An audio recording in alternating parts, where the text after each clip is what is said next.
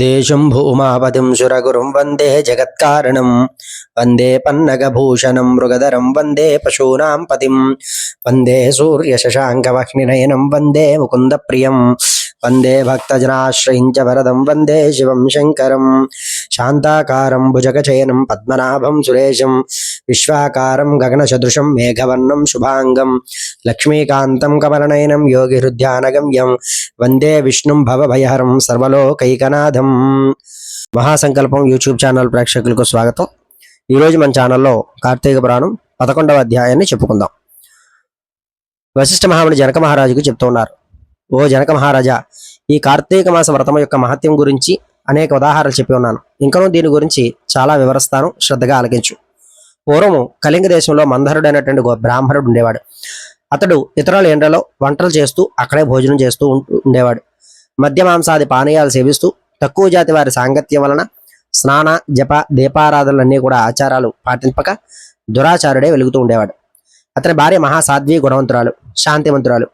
భర్త ఎంత దుర్మార్గుడైనా పతియే దైవంగా వించి విసుగు చెందక పతి ధర్మాన్ని పాటిస్తూ ఉండేది. మందరుడు ఇతరుల ఇండ్లలో వంటగా చేస్తూ ఇల్లు గడవక చిన్న చిన్న వ్యాపారాలు చేస్తూ ఆఖరికి దానివల్ల కూడా పొట్ట గడవపొడచ దొంగతనాలు చేస్తూ దారి కాచి బాటసారుల వద్ద బాధించి వారి వద్ద ఉంటున్న ధనాన్ని వస్తువుల్ని అపహరిస్తూ ఉండేవాడు. ఒకరోజు ఒక బ్రాహ్మణుడు అడవిదారిని వెళ్తూ ఉండగా అతన్ని కట్టి కొట్టి ధనం అపహరిస్తుండగా అక్కడే ఉన్నటువంటి మరొక కిరాతకుడు వచ్చి ధనాశ చేత ఇద్దరు బ్రాహ్మణుల్ని చంపి ఆ ధనాన్ని మూట కట్టుకుని వెళ్ళిపోయాడు. అయితే ఆ సమయంలో పక్కనే ఉన్నటువంటి గుహ నుండి ఒక పులి ఒకటి వచ్చి ఘాంటిస్తూ కిరాతకుడు బయట పడి కొట్టింది. కిరాతకుడు కూడా దానిని కూడా చంపబోయాడు. ఆ పులి కూడా తన పంజాతో కిరాతకుడిని కొట్టి ఉండడం వల్ల ఒకే దెబ్బకు ఇద్దరు కూడా చనిపోయారు, కిరాతకుడు పులి కూడా.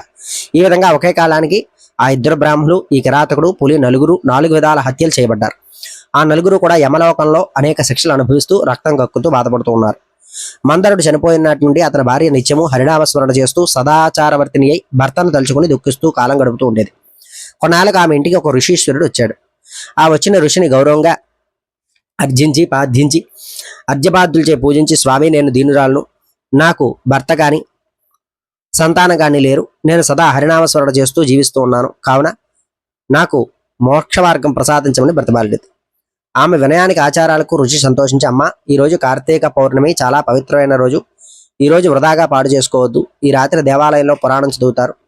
నేను చమురు తీసుకొని వస్తాను, నీవు ప్రమిదని ఒత్తిని తీసుకురా. దేవాలయంలో ఈ ఒత్తిని ఇచ్చినటువంటి ఫలితాన్ని నీకు కొసంగుతాను అని చెప్పి వెళ్ళిపోయాడు. అందుకే ఆమె సంతోషించి వెంటనే దేవాలయానికి వెళ్ళి శుభ్రం చేసి గోమయించి అలికి ముగ్గులు పెట్టి తానే స్వయంగా ఒత్తిని చేసి 2 ఒత్తులు వేసి ఋషి తెచ్చిన నూనె ప్రమిదిలో పోసి దీపారాధన చేసింది. అట్ల తర్వాత ఇంటికి వెళ్ళి తనకు కనిపించిన వారికల్లా ఈరోజు రాత్రి ఆలయంలో పురాణ కాలక్షేపానికి రమ్మని చెప్పింది. ఆమె కూడా రాత్రంతా పురాణం వింది. ఆనాటి నుండి ఆమె విష్ణు చింతనలో కాలం గడుపుతూ కొంతకాలానికి మరణించింది.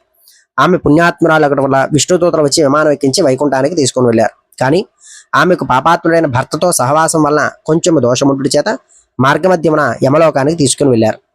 అచట నరకమునందు మరో ముగ్గురితో కలిసి బాధపడుతున్న తన భర్తను చూసి, ఓ విష్ణుదూతలారా, నా భర్త మరి ముగ్గురు కూడా ఈ నరక బాధలు పడుతున్నారు, కాన నా యందు దయ ఉంచి వారిని ఉద్ధరించండి అని ప్రాధేయపడింది.